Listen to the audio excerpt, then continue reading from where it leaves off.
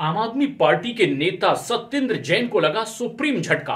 दरअसल एक बड़ा फैसला सुप्रीम कोर्ट से आया जिसमें कि सत्येंद्र जैन की रेगुलर बेल को खारिज करते हुए उन्होंने तुरंत सरेंडर करने का आदेश दिया। इंटरिम बेल पर सत्येंद्र जैन अभी जेल से बाहर थे। दरअसल स्वास्थ्य कारणों की वजह से उन्हें यह अंतरिम जमानत 6 महीने के लिए दी गई थी उपचार के लिए, जो वक्त के साथ बढ़ती चली जा रही थी। लेकिन पिछले तकरीबन 10 महीने से वो जेल से बाहर थे, लेकिन सुप्रीम कोर्ट का फैसला आया कि उन्हें तुरंत सरेंडर करना होगा।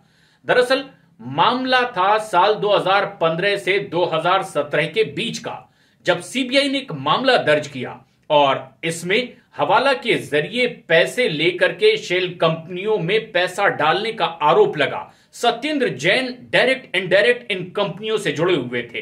कुछ के डायरेक्टर थे तो कुछ में शेयर्स की मात्रा होने के बावजूद उनके पास सीधा कनेक्शन देखा गया।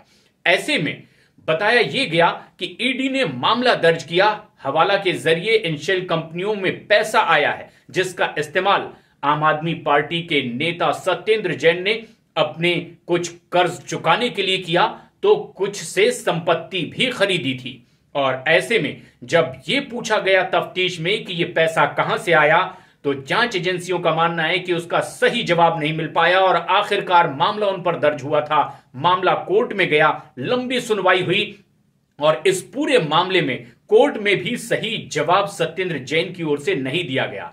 दरअसल बताया यह गया कि कुछ कंपनियों पर शिकंजा कसा जा रहा था सरकार के आदेश के बाद, जिन पर डाउट था कि ये शेल कंपनियां यानी फर्जी कंपनियां हैं।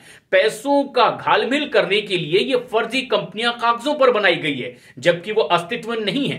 कुछ ऐसी कंपनियों की तफ्तीश आगे बढ़ी तो कुछ कंपनियों के नाम सामने आए, जिनमें प्रयास इन्फो सॉल्यूशन का नाम सामने आया। इसके अलावा अकिंचन डेवलपर्स का भी नाम सामने आया। कुछ और कंपनियां थी, Mangalayatan projects, Indo metal impacts, कुछ ऐसी कंपनियां थी जिनकी जांच पड़ताल आगे चली तो पता चला कि करोड़ों का लेन देन इन कंपनियों के नाम पर हुआ।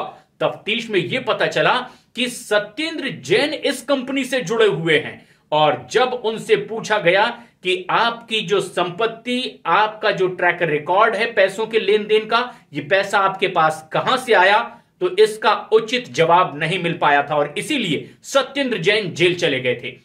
लेकिन तकरीबन 1 साल जेल में रहने के बाद उन्हें अंतरिम जमानत भी मिली, क्योंकि कोर्ट में सत्येंद्र जैन की ओर से अर्जी दी गई थी कि उनकी तबीयत ठीक नहीं है और उपचार के लिए उन्हें अंतरिम जमानत चाहिए।